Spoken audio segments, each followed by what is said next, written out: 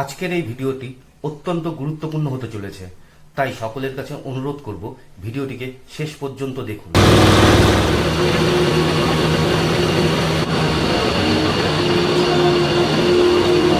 পোশাকি নাম tiger Shark, পোশাকি নাম tiger lightning. আসলে এগুলো হচ্ছে গিয়ে বাংলাদেশের সঙ্গে নাকি আমেরিকার একটি যৌথ সামরিক অভিযান বা প্র্যাকটিস। কিন্তু একটা কথা আপনাদের মানতে হবে, আপনাদের বাংলাদেশের মাটিতে এই মুহূর্তে রাজ করছে আমেরিকান বাহিনী। কথাটা শুনতে খারাপ লাগলেও আপনাদের জানিয়ে রাখি, আপনারাই কিন্তু আজ থেকে 2-2.5 বছর আগে ফেসবুক ইউটিউবে বলতেন যে আমেরিকা একটা জঘন্য দেশ, আমেরিকা তাদের সঙ্গে বন্ধুত্ব করা যায় না, আমেরিকা যদি কারুর বন্ধু হয় তাদের আর শত্রুর দরকার হয় না। এই কথাগুলো আপনারা বাংলাদেশিরা বলতেন। আর আজকের ডেটে রাজ করছে বাংলাদেশের মাটিতে আমেরিকার সৈন্যরা। এইটা আপনাদের জন্য কতটা খারাপ লাগছে নাকি আনন্দ লাগছে জানি না, আমাদের জন্য কিন্তু একটা অশনি সংকেত বয়ে নিয়ে আসছে। তার কারণ বাংলাদেশের সঙ্গে আমাদের ভারতের সীমা অঙ্গাঙ্গিভাবে জড়িত, আর বাংলাদেশের সঙ্গে ভারতের সম্পর্ক ওতপ্রোতভাবে জড়িত।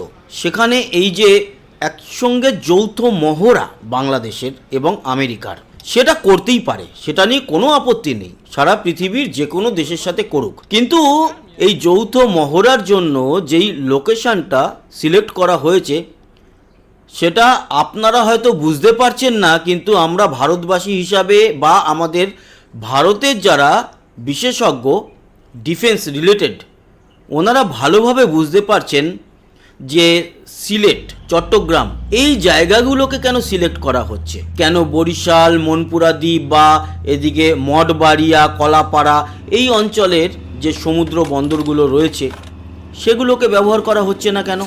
সেন্ট মার্টিনটা কি তাহলে আসল টার্গেট? দেখুন বাংলাদেশি ভাই বোনেরা যারা দেখছেন এই ভিডিওটা, আপনাদের জানিয়ে রাখি, আপনাদের অহংকারের সেন্ট মার্টিন আপনাদের হাতে নেই। আর শুনতে খুবই খারাপ লাগবে যে আপনাদের বাংলাদেশই আপনাদের হাতে নেই। মোহাম্মদ ইউনুস হচ্ছে একটা পাপেট, যাকে আমেরিকা এখানে বসিয়ে রেখে দিয়েছে। যখন মনে হবে স্বার্থ কমপ্লিট, একে তুলে ছুঁড়ে ফেলে দেবে। এনার বয়স কিন্তু এমনি 80 গণ্ডি পেরিয়ে গেছে, অতএব এনার কিছু এসে যাবে না। ইনি সারা জীবনে যা করে নিয়েছেন অনেক কিছু।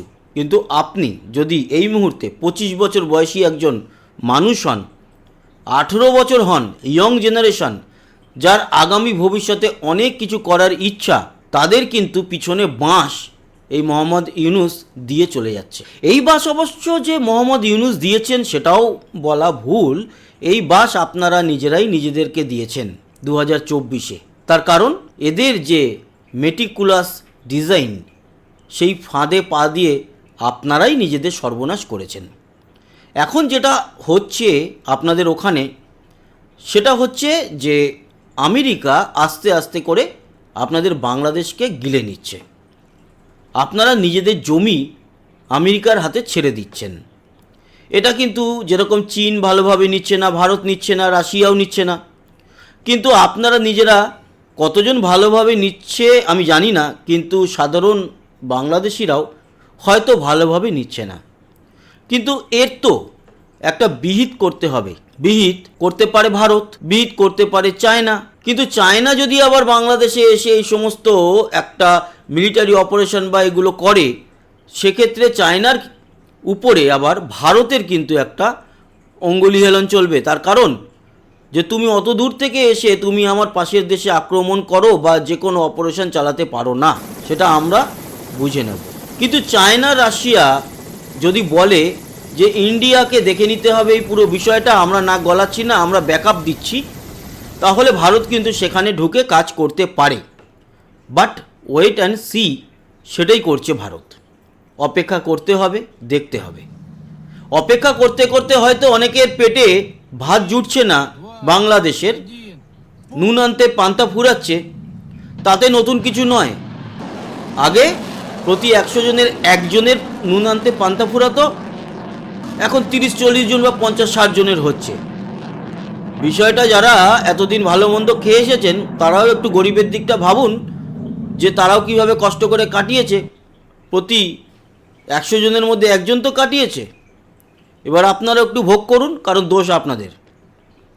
এই যে আমেরিকা আস্তে আস্তে করে আপনাদের দেশের মধ্যে প্রবেশ করে আপনাদের ওখানে চট্টগ্রামের কাছে একটি হোটেল ভাড়া নিয়ে সেখানে কোনো নাম পর্যন্ত সাইন করেনি যে কোন রুমে কোন সৈন্য রয়েছে আমেরিকার। আমেরিকার একজন সৈন্য মারা গেলেন কয়েকদিন আগে, আপনাদের মনে আছে? মারা গেছিলেন, এবং ওনার মরে যাওয়াটা বা খুন হওয়াটা নিয়ে অনেক কিন্তু একটা কন্ট্রোভার্সি হয়েছে। আর তারপরে এই অপারেশনে এসছে আমেরিকা, ওই যে গালভরা নাম দিয়েছে এবং বলেছে যৌথ একটি মহড়া। কিন্তু আপনাদের জানিয়ে রাখি, এই মহড়ার নামে আসলে কিন্তু বাংলাদেশের উপরে কর্তৃত্ব করছে এই মুহূর্তে আমেরিকা, এবং জায়গাগুলো যেভাবে বেঁচেছে তাতে মায়ানমার, ভারত, বাংলাদেশ এবং চায়না ও রাশিয়াও কিন্তু থ্রেটের আন্ডারে পড়বে। আর এই দেশগুলো একসাথে যদি আমেরিকার এই সৈন্যগুলোর উপরে আক্রমণ করে, তাহলে আপনারা বাংলাদেশিরা বুঝে নেবেন সেই আক্রমণের যে বোমাগুলো সেগুলো কিন্তু বাংলাদেশের মাটিতে পড়বে। অতএব আপনাদের এখনও সময় আছে, আপনারা এর তীব্র প্রতিবাদ করুন। তার কারণ হচ্ছে আপনাদের সরকার আপনাদেরকে কিন্তু পুরোপুরি কিচ্ছু জানাচ্ছে না যে কোন দিকে ঘটনা ঘটছে, কোন দিকে বিষয়টা যাচ্ছে, এই সমস্ত ব্যাপারে আপনারা যদি এখন সাবধান না হন, এখন যদি আপনারা রাস্তায় নেমে প্রতিবাদ না করেন, তাহলে এই বিদেশের হাতে আপনারা পরাধীন হবেন। আগামী কয়েকদিনের মধ্যে আপনারা কিন্তু একেবারে বিসর্জন হয়ে যাবেন। আর আপনাদের জমিটা দখল করতে চাইছে আমেরিকা, জব্দ করার জন্য চায়নাকে, রাশিয়াকে এবং ভারতকে। আর তারা করিডোর চাইছে বাংলাদেশের মাধ্যমে মায়ানমারে, এবং সবথেকে বড় কথা, মায়ানমারের একটি অঞ্চল রাখাইন, সেখানে কিন্তু মাটির তলায় প্রচণ্ড বড় মাপের রয়েছে খনিজ সম্পদ। সেটাই হচ্ছে গিয়ে টার্গেট, এবং সেটা টার্গেট করে যেরকম সবার উপরে হুঙ্কার দিয়ে তারা আপনাদের ঘাড়ে বন্দুক রেখে ছোড়ার চেষ্টা করছে ভারত, চায়না, রাশিয়ার উপরে। একটা জিনিস মনে রাখবেন, সেই বন্দুকধারী লোকটাকে যদি গুলি ছোড়া হয়, তাহলে তার লাগুক না লাগুক, যার কাঁধে বন্দুকটা রেখেছিল, যে লোকটা সামনে ছিল মানে আপনি, আপনার বুকে কিন্তু গুলি লাগবে। বোম পড়লে আপনার মাটি কালো হবে, আপনার মাটিকে আপনি কিন্তু কালো করে ফেলেছেন। এবার আপনি ঠিক করুন আপনি কি করবেন। জীবনের শেষ রক্তবিন্দু দিয়ে বাংলাদেশকে বাঁচাবেন, নাকি এই গভীর অতল গহ্বরে ডুবে যাবেন, আপনার ইচ্ছা। ভালো থাকবেন, খবরাখবর পৌঁছে দেব, সঙ্গে থাকবেন।